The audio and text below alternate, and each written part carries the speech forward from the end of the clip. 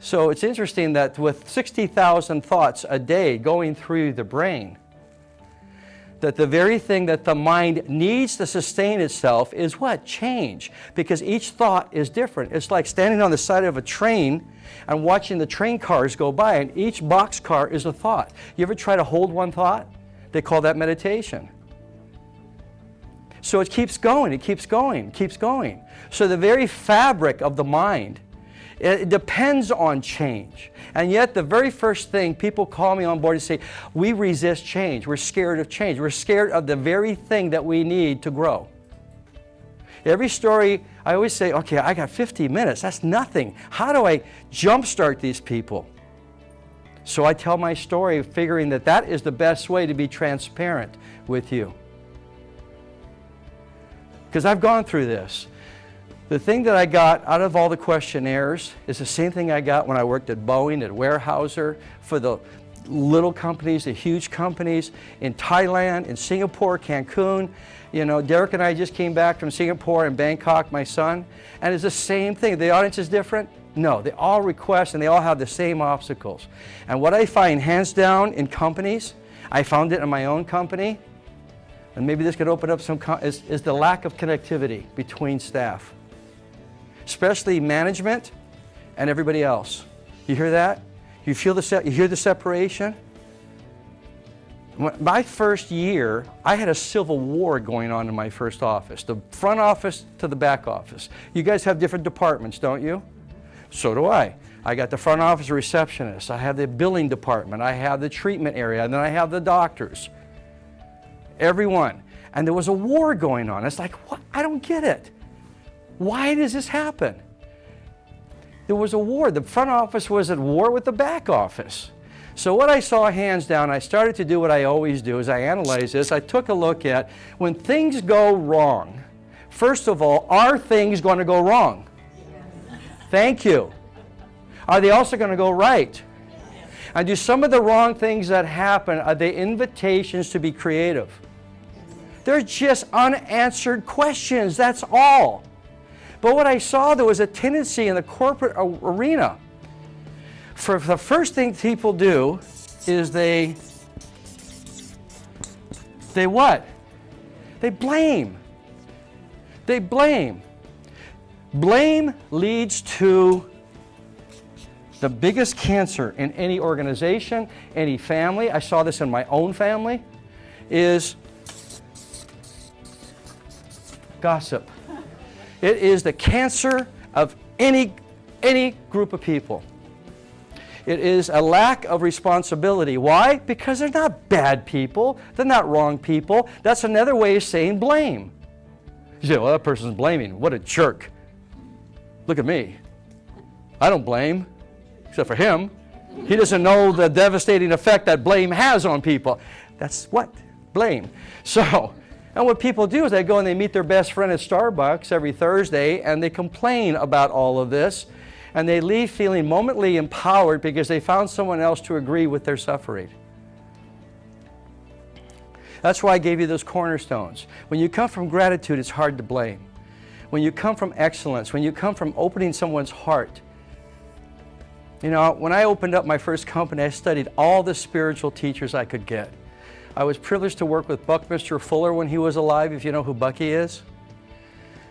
Studied Buddha, Jesus, the Quran, you name it. If there was a fire hydrant that had a message, I'd be sitting in front of it to get it all in. And so what we have done in my company is you have been given the ability to respond. And that means you have choice. There's reaction, a knee-jerk reaction. Who's ever lost their temper and then had to go back and clean it up? I'm talking about beyond Red Canoe, okay? Right. Because it was a reaction. It was speaking directly from under the roots, right? It came out and you witnessed yourself. You saw the devastating effect it had on people, and some of them you even love. So you have to go back and do the appropriate thing if that was something you needed to do. So that is different than the ability to respond, which is another way of saying responsibility. That's where it comes from. You have the responsibility to be conscious choosing what comes out of your mouth. One of the things I did early on in the company is we had our North Star. Those were those 7 cornerstones. That was my personal roadmap out of despair. But we have in our company, we said, how do we want to go to 40 hours a week together? Do we want to be miserable and can't wait for Friday night to get drunk? Or do we want to have every moment feel like a Friday night when we're working together? We all got together and said, great. Well, that's easy to say. When that programming starts to get initiated and you start to get the curriculum of life come at you, and not all people are very nice sometimes when they show up and they go through the doors. But you have the ability to respond out of choice what comes out of your mouth. So we had 5 policies in our company. And these policies have nothing to do with what we do. Nothing about dentistry. I did this with Boeing managers. They have the same now 5 policies for their management team in Tukwila. And that was like 15 years ago. One of the policies changed everything, and it was from an Indian medicine man called Rolling Thunder. And Rolling Thunder said, you must learn to speak with good purpose. You don't have to eat everything you see. You don't have to say everything you think. Look, those thoughts are going to come in. Aren't you glad that people can't really read your mind? How many friends would you have? So I'm really glad we haven't evolved to the point where they're able to look at that glass transparent house. So you have the ability to speak only what you want to say. This changed my company overnight. This meant there was no gossiping. When this angry lady came in and yelled at you and you're the front desk and you didn't do anything, but she's having a bad day, that when she leaves, you don't turn to the next employee and go, wow, and start complaining. If you don't say anything nice, you don't what? Yeah, I mean, that's an old thing. I got taught that. Doesn't always work. What? Doesn't always work. It doesn't always work. We're going to talk about that. What do you do? And that's what I want to stimulate this for. Because the minute that you give up, nothing happens. I mean, any boxer knows that. It's not how many times you get knocked down, it's how many times you get knocked back up. You just don't give up. You've got one life. You got one shot at it, man. You're in that body, you got one shot at it. You've chosen to be, for now, in this company to express who you are through this company. And what I have told people is that is a cultivated environment around you where you are an example of what it is you want the company to do.